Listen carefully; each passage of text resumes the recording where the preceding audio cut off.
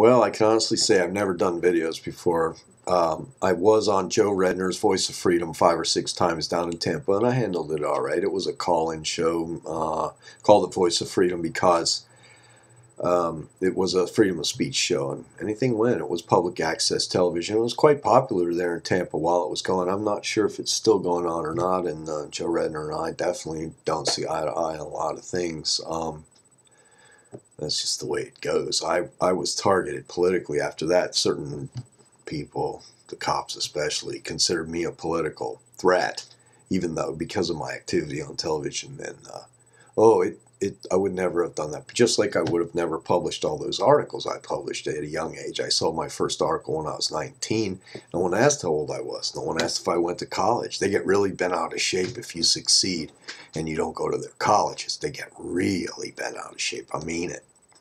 So I would have never done any of that, but I did, and it's too late now, and that's just the way it is.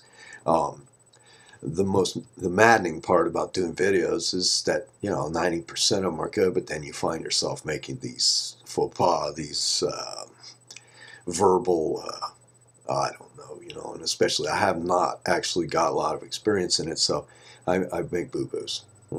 That's just the way it is. I can't help it, and here's a blanket apology for all of it if you need it. A lot of times I know words very well from reading them, but I've never heard anyone say them. So there's those two. That's just the way it is. What can I say? And I wish it wasn't, but you get the idea. Okay, and that I think is the most important part of all this that I'm doing. I'm really happy to be able to do it. I think I've seen it popping up in other places already, and I know that the last thing that they want is somebody like me to gain any power, but I'm not really interested in their version of power. I look way beyond all that, and it would be nice to have a few bucks. They've pretty much been able to shut that down, but at great cost to themselves. And they've done it to enough people now that they are like dogs chasing their tails. They have all this money captured in their own little world, and it's not doing anything out in the big world.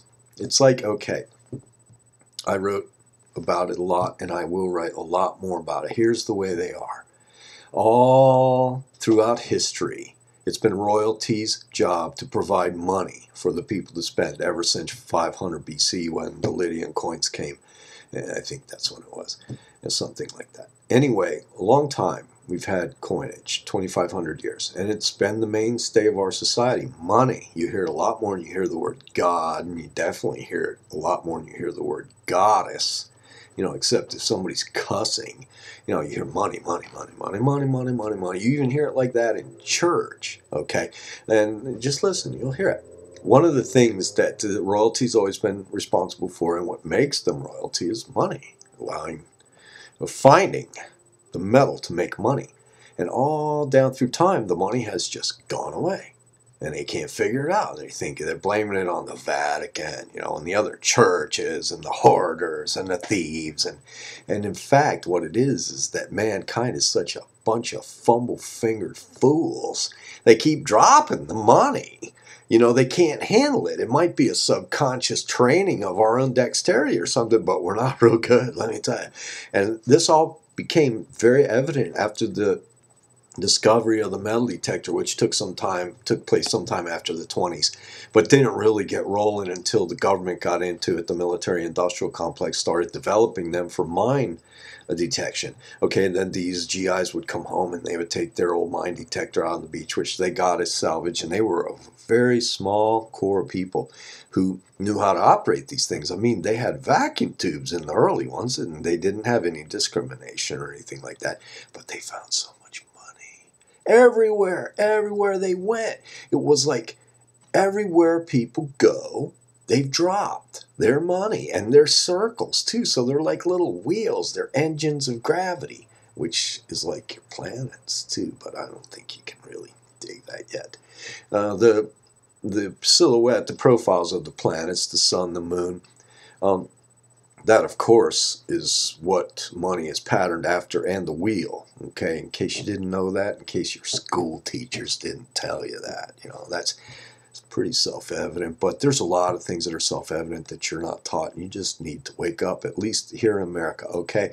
We have an advantage. We can get it back, but you have been listening to the wrong people. Your government has been taken over by foreign interests. Back to the money.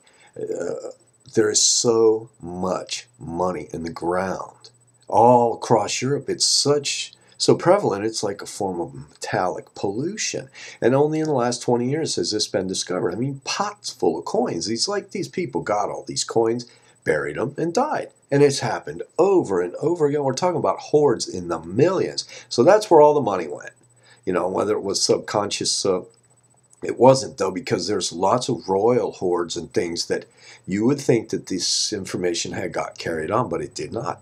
Only in the last 60 or 70 years has this particular aspect of reality become evident, and you have a lot of people like the royalty, the church, all these meatballs, denying that it's even going on, even though that's because they've been caught with their pants down, you know, and that's the first thing they do when they're caught with their pants down is deny that they've been up to anything wrong. You know, that didn't happen. It did not happen.